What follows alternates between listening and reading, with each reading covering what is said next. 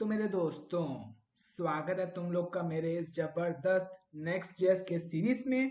मेरा नाम है मुकेश। चलो शुरू करते हैं कोडिंग। ओके, सो सबसे पहले हम लोग को एक नेक्स्ट जेएस एप्लीकेशन क्रिएट करना पड़ेगा। तो उसके लिए हम लोग ये क्रिएट नेक्स्ट ऐप यूटिलिटी का यूज कर सकते हैं, मैन्युअली सेटअप कर सकते हैं। उसके लिए हम लोग को ये 3 पैकेज इंस्टॉल करने पड़ेंगे और ये स्क्रिप्ट्स हम लोग को डालनी पड़ेगी पैकेज डॉट जेएस में। बेटर है कि यूटिलिटी का यूज कर लें। तो मैं कॉपी करता हूँ ये लाइन एंड देन उसके बाद मैंने एक नेक्स्ट जेएस ट्यूटोरियल करके एक फोल्डर क्रिएट किया हुआ है। इस पर्टिकुलर फोल्डर में मेरे को कमांड लाइन ओपन करनी है, राइट, टर्मिनल ओपन करना है। तो उसके लिए मैं यहाँ पे cmd टाइप कर सकता हूँ, शॉर्टकट है टर्मिनल ओपन करने का। एंड यहाँ पे मैं राइट क्लिक करता हूँ और एंटर प्रेस करता हूँ। तो यहाँ पे हम लोग npx का यूज कर रहे हैं। तो तुम्हारे सिस्टम पे नोड जेएस इंस्टॉल होना चाहिए, तभी ये काम करेगा। ओके, थोड़ा सा वेट कर लेते हैं। एंड ये हम लोग को अब पूछ रहा है what is your project name. तो लेट्स से मैं नाम देता हूँ my store, enter and pick a template default starter app. Okay, enter and थोड़ा सा वेट कर लेते हैं। ये हमारे पैकेजेस इंस्टॉल हो रहे हैं एंड देयर वी गो, हमारा प्रोजेक्ट क्रिएट हो चुका है। तो चलो मैं नेविगेट कर लेता हूँ माय स्टोर में, MYSTORE my store, CD my store. And इस पर्टिकुलर डायरेक्टरी में मैं विजुअल स्टूडियो ओपन करूंगा, विजुअल स्टूडियो कोड। तो उसके लिए मैं कोड डॉट टाइप कर सकता हूँ। सो कोड डॉट तभी काम करेगा अगर तुम्हारे सिस्टम पे VS कोड इंस्टॉल होगा। ओके, सो मैं VS code as a text editor use करूंगा। हाँ, सो हमारे पास ये कुछ फाइल्स हैं। एक है पैकेज डॉट जेसन, इसके बारे में तो मेरे को बताने की जरूरत नहीं। इसमें हमारे डिपेंडेंसीज मेंशन है, हमारे प्रोजेक्ट का नाम मेंशन है और कुछ स्क्रिप्ट्स हैं। तो हम लोग इस डेव स्क्रिप्ट का यूज कर सकते हैं हमारा डेवलपमेंट सर्वर स्टार्ट करने के लिए। ओके, एंड देन उसके बाद है हमारा पब्लिक फोल्डर्स के अंदर हमारे स्टैटिक फाइल्स रखते हैं। जैसे कि अगर हम लोग इमेज यूज करेंगे हमारे एप्लीकेशन में, तो वो उसके अंदर डालना पड़ेगा। मैं CSS यूज करूंगा, एक CSS अलग से फाइल बनाऊंगा, तो वो इसके अंदर मैं पब्लिक फोल्डर के अंदर डालूंगा। जावास्क्रिप्ट फाइल, तो ये सब स्टैटिक फाइल्स हैं। तो स्टैटिक फाइल सर्व करने के लिए हम लोग को उसको पब्लिक फोल्डर के अंदर डालना पड़ता है। Okay, and then node modules, इसके अंदर हमारे डिपेंडेंसीज जो भी इंस्टॉल करते हैं वो सब रहते हैं। एंड ये पेजेस सबसे मेन फाइल है, ठीक है। सबसे पहले तो मैं अपना डेवलपमेंट सर्वर स्टार्ट करता हूँ। तो मैं टाइप करता हूँ npm run dev, enter press करूंगा। सो ये मेरा डेवलपमेंट सर्वर स्टार्ट होगा इससे। तो मैं यहाँ पे जाता हूँ लोकल होस्ट :3000 पे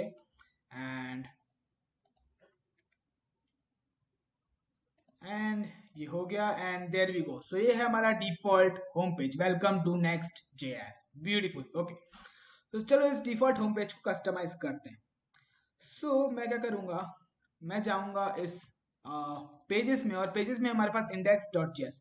मैं कंट्रोल A करूंगा और उसके अंदर जो भी कोड है उसको हटा दूंगा। वो हम लोग एकदम स्क्रैच से स्टार्ट कर रहे हैं। ओके, अब मैं क्या करता हूँ, एक फंक्शनल कंपोनेंट बनाता हूँ। लेट्स से कॉन्स्ट होम नाम देता हूँ उसका, और ये इक्वल कर दूंगा मैं स्क्वायर ऑफ फंक्शन के। एंड देन मैं रिटर्न करूंगा JSX एंड लेट्स से एक div एंड इसके अंदर में भी एक h1 next JS is AWE awesome, let's say ये टेक्स्ट है। ओके, एंड देन मैं इसको एक्सपोर्ट करूंगा, default export default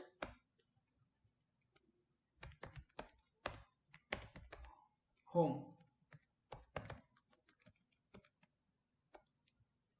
like so. Okay,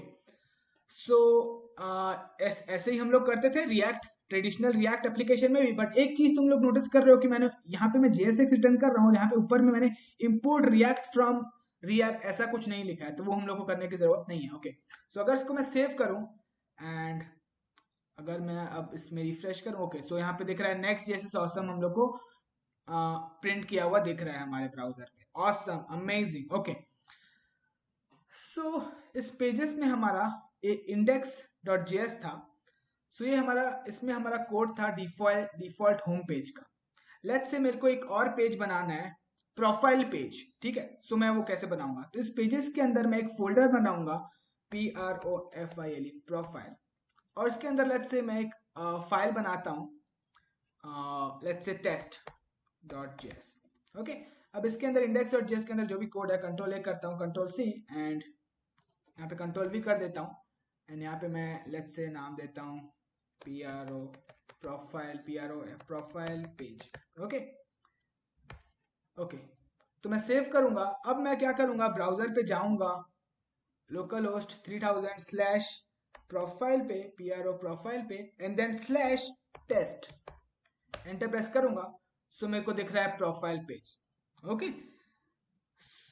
so इस तरीके से हमारा जो पेजेस फोल्डर है काम करता है। तो हमारा जो ये पाथ है ना, ये पाथ किस पाथ पे क्या डिस्प्ले होगा, ये इस पेजेस के अंदर डायरेक्टरीज के हिसाब से डिसाइड होता है।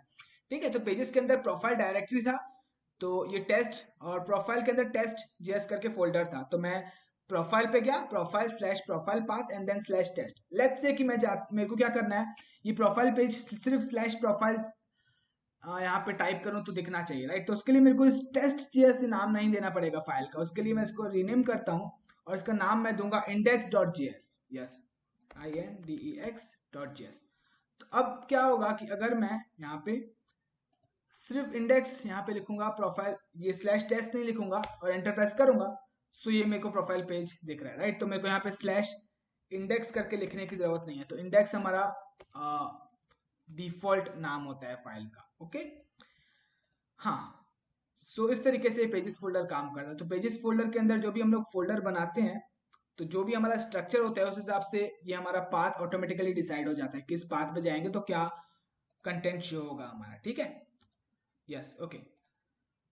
सो अगर इस इंडेक्स का अगर मैं नाम देता, लेट्स से, नहीं, इस पेजेस के अंदर लेट्स से मैं यहाँ पे एक नया फाइल बनाता हूँ, लेट्स से प्रोडक्ट product.js। ठीक है, एंड इसके अंदर भी मैं जो कॉपी कर देता हूँ, control C, control V, and यहाँ पे मैं लिखता हूँ product प्रोडक्ट पेज। ठीक है, सो अब अगर मेरे को इस पे जाना है तो यहाँ पे मैं लिखूंगा, अगेन ये प्रोडक्ट पेज किसी डायरेक्टरी के अंदर नहीं है, ये सीधा पेजेस के अंदर है। तो मैं यहाँ पे सिर्फ इतना लिखूंगा product प्रोडक्ट, एंटर प्रेस करूंगा, सो ये प्रोडक्ट पेज हमारा दिख रहा है। Okay, beautiful. तो होपफुली तुम लोग को समझ में आ गया होगा ये पेजेस फोल्डर किस तरीके से काम करता है। ओके, सो अब हम लोग पढ़ते हैं नेविगेशन के बारे में, एक पेज से दूसरे पेज में नेविगेट कैसे करें। तो इसके लिए हम लोग को रिएक्ट राउटर या ऐसा कुछ यूज करने की जरूरत नहीं है, नेक्स्ट.जेएस का खुद का तरीका है। ठीक है, नेविगेट करने का दिखाता हूं मैं तुम लोग को। तो उसके लिए मेरे को क्या इंपोर्ट करना पड़ेगा, import link from next slash link like so, and अरे इसको मैं कंट्रोल सी करता हूँ, इंडेक्स में डालता हूँ, इंडेक्स में भी डालूंगा, कंट्रोल मतलब जो हमारा होम पेज है। ओके, एंड इसके यहाँ पे मैं लिख लेता हूँ, लेट्स से लिंक यूज कर सकता हूँ, मेरे को इस होम पेज से जाना है प्रोडक्ट पेज में। ठीक है, ओके, इस प्रोफाइल को मैं डिलीट कर देता हूँ अभी के लिए, अगेन जस्ट समझाने के लिए मैंने वो क्रिएट किया था। ठीक है, ओके, हाँ, ये एपीआई क्या है इसके बारे में मैं बताऊंगा। ठीक है, जल्दी आएंगे इस पे। ठीक है, okay, so link, and then इस लिंक के अंदर मैं यहाँ पे लिखूंगा href। तो मेरे को अगर मैं इस पे लिंक पे क्लिक करता हूँ तो कौन से पेज पे मैं नेविगेट करूंगा, तो मैं नेविगेट करूंगा प्रोडक्ट पेज पे, एंड इसका कुछ नाम दे देते हैं, let's say go to products. Okay, save करता हूँ, इसको भी सेव करता हूँ। अगर मैं ऐसा करूँ और यहाँ पे मैं टर्मिनल ओपन करूँ, कंट्रोल शिफ्ट आई प्रेस कर देता हूँ, और यहाँ पे अगर मैं होम पेज में जाऊं एंड यहाँ पे हम लोग को एक वार्निंग दिख रही है। तो हम लोग को क्या करना पड़ता है, ऐसे जो हम लोगों ने लिंक क्रिएट किया है तो इसके अंदर हम लोग को एंकर टैग भी डालना पड़ता है, एंड देन एंकर टैग, और उसके अंदर हम लोग एक जो है टेक्स्ट डाल सकते हैं लाइक सो। ओके, सो हाँ, इस तरीके का कुछ सिंटैक्स है। लिंक, ये जो हम लोगों ने लिंक कंपोनेंट इंपोर्ट किया, and then href, and then उसके अंदर ही एंकर टैग्स। ठीक है, लाइक सो। सो चलो मैं इसको रिफ्रेश करता हूँ। ओके, सो अगर मैं यहाँ पे गो टू प्रोडक्ट्स पे क्लिक करूँ तो मैं प्रोडक्ट पेज पे नेविगेट कर पा रहा हूँ। ठीक है, अगेन अगर मेरे को प्रोडक्ट से वापस जाना है इसमें होम पे, तो अगेन मैं इसको कॉपी करता हूँ, कंट्रोल सी, यहाँ पे कंट्रोल वी, यहाँ पे सिर्फ स्लैश लिख देता हूँ and go to home like so. Save करता हूँ एंड अगर मैं यहाँ पे रिफ्रेश कर देता हूँ उसको एक बार, ओके, गो टू होम पे करूँ तो ये home page, go to product पे करूँ तो प्रोडक्ट पेज पे मैं नेविगेट कर पा रहा हूँ। ब्यूटीफुल। यहाँ पे देख रहे हो हमारा पेज रीलोड नहीं हो रहा है, स्टिल ये एक सिंगल पेज वेब एप्लीकेशन है, राइट? Awesome, amazing. ओके, अब अपन बात करते हैं इस एपीआई फोल्डर की। ठीक है, अब ये क्या है api.hello, ये क्या है? ठीक है, ओके, इस कोड को हटा दो। ठीक है, हाँ, इस फाइल को मैं नाम देता हूँ test.js। ओके, सो इस एपीआई में हम लोग एपीआई फोल्डर के अंदर हमारे अंदर इस एपीआई फोल्डर के अंदर है test.js। इसके अंदर हम लोग ये test.js ये हमारा एक एंड पॉइंट है। ठीक है, इसके अंदर हमारा कोड लिख सकते हैं। ठीक है, लेट्स से कि हम लोग इसके पहले तक के Node.js में कुछ ऐसा लिखते थे। ठीक है, app.get, अरे ऐसा नहीं, app.get slash API slash test and then अगर इस राउट पे विजिट करेंगे, इस राउट पे अगर यूजर रिक्वेस्ट करेगा तो इसके पहले तक के हम लोग ऐसा करते थे Node.js में, तो हम लोग उसको रेस्पॉन्स करेंगे, रेस्पॉन्स डॉट जेसन देंगे, मे बी जेसन में मैसेज किया होगा, लेट्स से हेलो वर्ल्ड। ठीक है, तो ऐसा हम लोग कुछ कोड लिखते थे Node.js में, राइट? बट देन Next.js में ऐसा हम लोग को करने की जरूरत नहीं है। इसको मैं कमेंट आउट करता हूँ तो ये जो पाथ है ना, ये ऑटोमेटिकली डिसाइड हुआ है क्योंकि हमारे पेजेस के अंदर एपीआई है और एपीआई के अंदर टेस्ट है, तो ये हमारे एंड पॉइंट का पाथ होगा। ठीक है, इस पे हम लोग को रिक्वेस्ट करना है क्लाइंट साइड से। ठीक है, सो ये ऑटोमेटिकली पाथ जो है डिसाइड हो जाएगा इस डायरेक्टरी स्ट्रक्चर के कारण। ठीक है, तो हम लोग को यहाँ पे सिर्फ इतना लिखना है, एक फंक्शन बनाना है, एरो फंक्शन, एंड उसमें ये रिक्वेस्ट एंड रेस्पॉन्स यूज होता है, request and response as argument, and then इसको एक्सपोर्ट भी करना पड़ेगा एज अ डिफॉल्ट। तो मैं यहाँ पे लिखता हूँ export default and like so. Okay, so अब यहाँ पे मेरे को रिक्वेस्ट अवेलेबल है, तो अभी रिक्वेस्ट की जरूरत नहीं है, पर मैं लेट्स से अगर इस एंड पॉइंट पे रिक्वेस्ट करेंगे, ठीक है, हमारे क्लाइंट साइड से, तो एज अ रेस्पॉन्स में भी मेरे को मिलेगा जेसन। यही लाइन कॉपी कर लेता हूँ, JSON and hello world, control C control P, like so. ऐसा करने की हमको जरूरत नहीं है। ओके, सो एकदम सिंपल बना दिया Next.js ने हमारे लिए काम। ठीक है, ओके, सो मैं जानता हूँ थोड़ी चीजें कंफ्यूजिंग लग रही होगी तुम लोग को, क्योंकि अभी तो जस्ट हम लोगों ने स्टार्ट किया है, राइट? अभी तो हम लोग को बहुत सारा कोड लिखना है। ठीक है, धीरे धीरे चीजें समझ में आएंगी। ओके, सो ये हेलो वर्ल्ड हमारा सर्वर रेस्पॉन्स करेगा अगर हम लोग /API/टेस्ट पे रिक्वेस्ट करेंगे।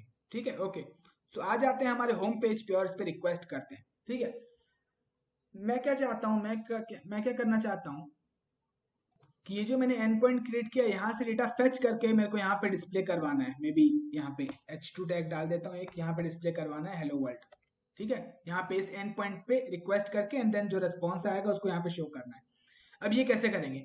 अब तुम लोग बोलोगे कि भाई ये तो बड़ा आसान है, ये तो मैंने पढ़ा हुआ है। मैं क्या करूंगा, इंपोर्ट करूंगा, क्या इंपोर्ट करूंगा, use effect hook from react, use effect, और इसको मैं यूज इफेक्ट को यूज करूंगा ऐसे, यूज इफेक्ट एंड यहाँ पे ऐसे यूज करते हैं, और यहाँ पे मैं एम्प्टी डिपेंडेंसी पास करूंगा। कंपोनेंट माउंट होने से पहले ये यूज इफेक्ट का ये जो है फंक्शन जो हम लोगों ने कॉल बैक बनाया, ये कॉल होगा और इसके अंदर मैं कोड लिख सकता हूँ फेच FETCH, उसके अंदर मैं नेटवर्क रिक्वेस्ट कर सकता हूँ। तो नेटवर्क रिक्वेस्ट हम लोग को करनी है http://localhost लोकल होस्ट 3000/API/टेस्ट पे, एंड यहाँ से मेरे को सबसे एंड देन मैं डाल सकता हूँ और यहाँ पे मेरे को रेस्पॉन्स मिलेगा, एंड देन उसके बाद मेरे को उसको जेसन में पास करना पड़ेगा। अगेन ये प्रॉमिस रिटर्न करता है, तो उसको मैं एक और देन में पकड़ लेता हूँ,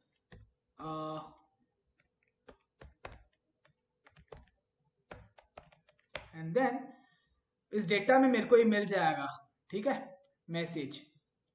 तो उसके बाद मैं क्या करता हूँ, एक स्टेट बना लेता हूँ, let's say use state hook import कर लेता हूं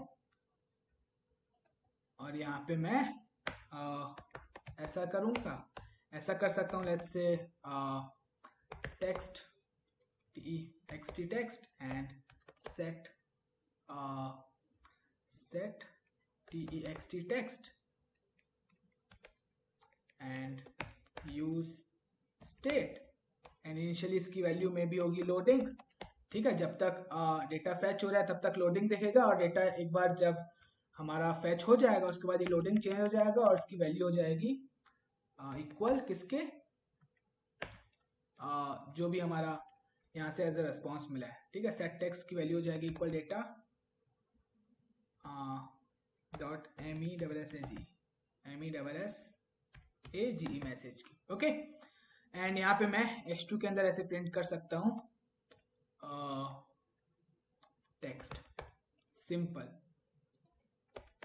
ठीक है। तुम लोग बोलोगे कि भाई ऐसे कर सकता हूं मैं, अभी तक के तो हम लोगों ने ऐसे किया, इसको भी सेव करते हैं, देखते हैं हमारा ये रिलोड हुआ कि नहीं। मैं जाता हूं हमारे होम पेज पे एंड हेलो वर्ल्ड यहाँ पे दिख रहा है, 1 सेकंड के लिए लोडिंग दिखा था, उसके बाद हेलो वर्ल्ड प्रिंट हुआ, ठीक है, ओके।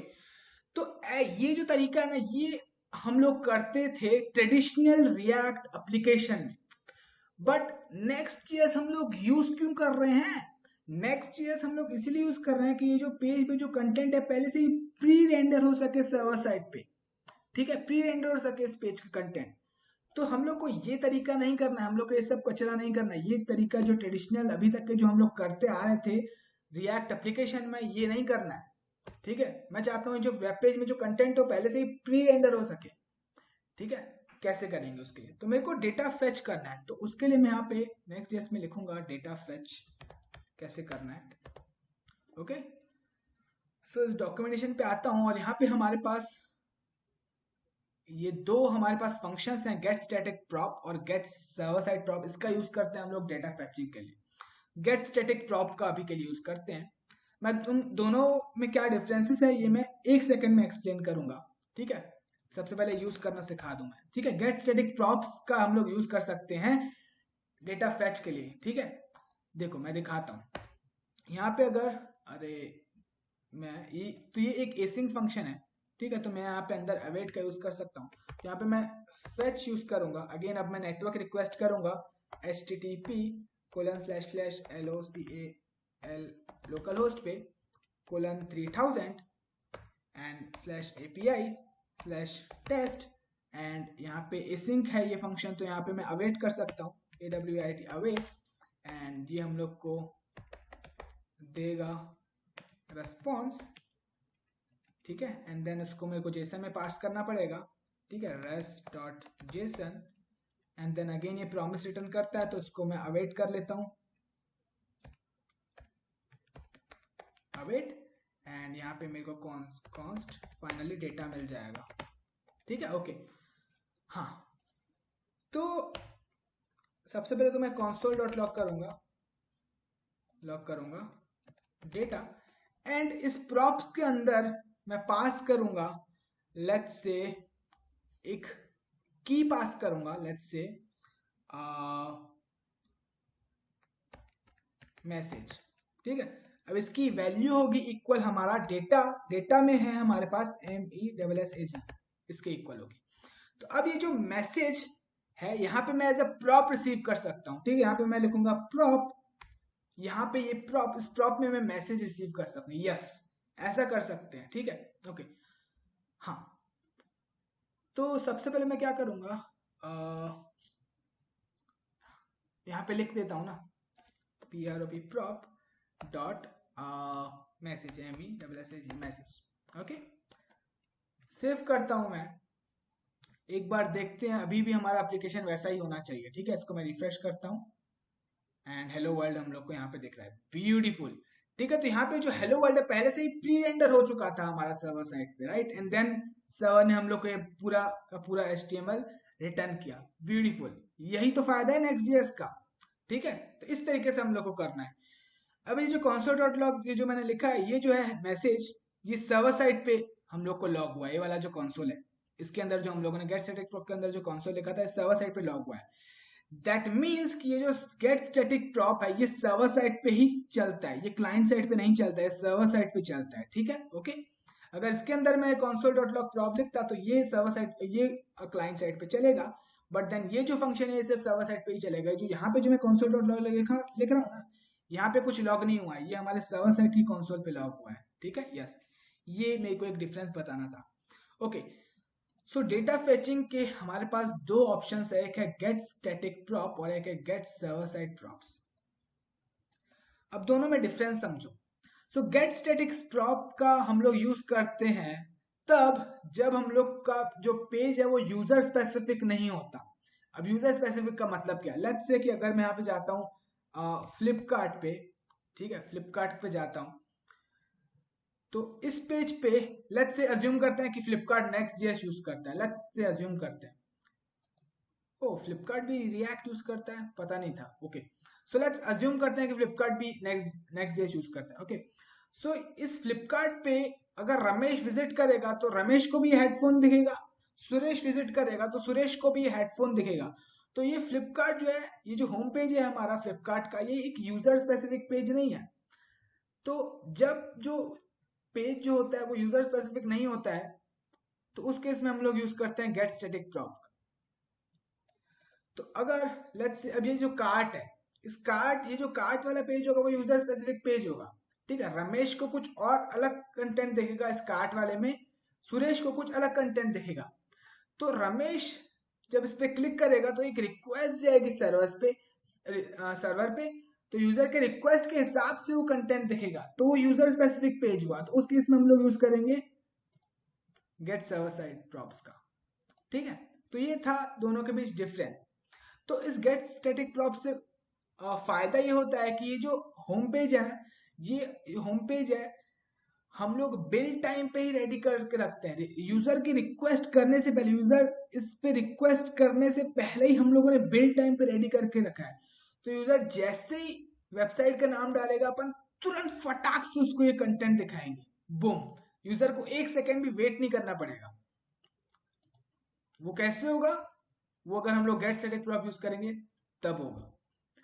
बदले से कि हम लोग get server side prop use कर रहे हैं, तो यूजर रिक्वेस्ट करेगा हमारी वेबसाइट पे एंड देन सर्वर पे वो रिक्वेस्ट जाएगी और देन सर्वर देन रिस्पॉन्स देगा एंड देन ये हमारा वेब पेज देगा। तो थोड़ा 1-2 सेकंड लग सकता है, हाँ। तो इससे बेटर है कि ये यूजर स्पेसिफिक पेज नहीं है, तो इससे बेटर है कि हम लोग ये गेट स्टैटिक प्रॉप यूज करें और हमारा जो कंटेंट है पहले से बिल्ड टाइम पे ही रेडी करके रखें, तो अच्छा होगा ना। बिल्ड टाइम पे रेडी करके रखेंगे तो यूजर के रिक्वेस्ट करने से पहले ही हम लोग ये पेज रेडी कर रहे हैं, तो यूजर जैसे इस हमारी वेबसाइट का नाम डालेगा फटाक से उसको ये कंटेंट मिलेगा और हमारी वेबसाइट सुपर फास्ट होगी, बहुत बढ़िया, ठीक है। तो ये फायदा है गेट स्टैटिक प्रॉप का।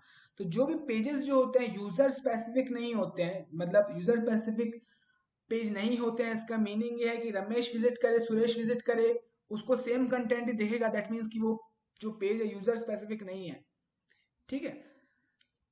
हाँ, तो उस केस में हम लोग यूज करते हैं डेटा फैच करने के लिए गेट स्टैटिक प्रॉप का। बट देन अगर कोई यूजर स्पेसिफिक पेज है, लेट्स से प्रोफाइल पेज हो गया, रमेश प्रोफाइल पेज पे विजिट कर रहा है तो उसको उसका कंटेंट दिखेगा, तो वो रिक्वेस्ट जाएगी सर्वर पे एंड देन कंटेंट लोड होगा, तो वो यूजर स्पेसिफिक पेज है, उस केस में हम लोग गेट सर्वर साइड प्रॉप का यूज करेंगे। सो ये था difference get server side props और गेट स्टैटिक प्रॉप्स में, ओके। सो इस वीडियो को मैं कंक्लूड करूंगा, थोड़ा सा CSS कैसे डालेंगे। लेट्स से मेरे को H1 का जो है कलर रेड करना है, ठीक है। तो उसके इसमें मैं क्या कर सकता हूँ, यहाँ पे स्टाइल डाल सकता हूँ और यहाँ पे मैं JSX लिखूंगा, ठीक है। एंड इसके अंदर मैं ये ऐसे ब्रैकेट्स यूज करूंगा और इस ब्रैकेट्स के अंदर मैं यहाँ पे बैकटिक्स यूज कर रहा हूँ, ये नॉर्मल कोट्स नहीं है, बैकटिक्स है। एंड यहाँ पे मैं लिख सकता हूँ H1। सो मैं CSS लिख रहा हूँ जावास्क्रिप्ट फाइल में। अब ये कैसे पॉसिबल है, ये पॉसिबल होगा अगर हम लोग स्टाइल्ड JSX यूज करेंगे, स्टाइल JSX लाइब्रेरी का। तो नेक्स्ट जेएस में इनबिल्ट है स्टाइल JSX लाइब्रेरी, तो इसलिए हम लोग ऐसा कुछ लिख सकते हैं। तो लेट्स से H1 का कलर होगा Ctrl+Z रेड, बूम। सेव करता हूं मैं इसको, सर्वर चल रहा है ना, ओके। रिफ्रेश करेंगे इसको। ओह, ये क्या हो गया?